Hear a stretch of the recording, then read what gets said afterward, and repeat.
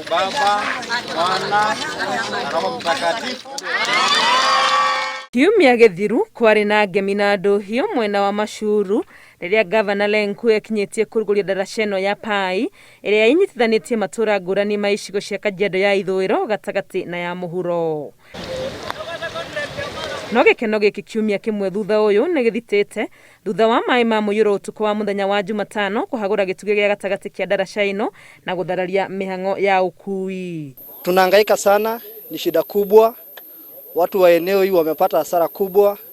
Wangambo ile ya Kajiado Central na Kajiado South wameshindwa kwenda Mashuru, wameshindwa kwenda pande ya Ngong'u.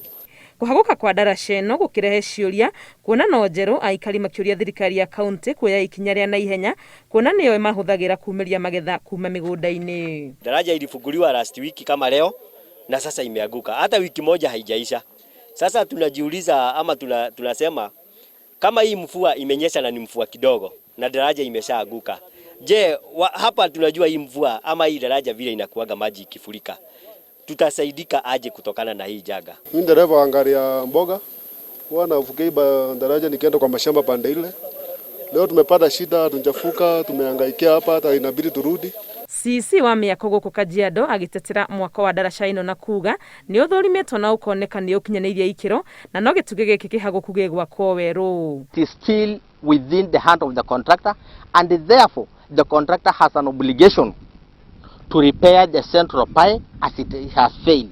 We have his retention money, 10% of the cost of this bridge is still with us. So no money has been lost. The contractor has instructions to immediately start the reconstruction of the central pipe. Mũingĩ wa gũkũ Kajiado nĩ ũrĩtio ũgĩe na ũkirĩrĩria rĩrĩ thirikari ya kaunti ĩranĩire gũtigĩrĩra atĩ ũthondeki wa ndaraca ĩno nĩ woya ihinda inini o ta ũrĩa kũngĩhoteka nĩguo icokerere kũhũthĩrwo. Ngĩribotera Inooro TV rĩtwa rĩakwa nĩ Wangũi wa Mwangi.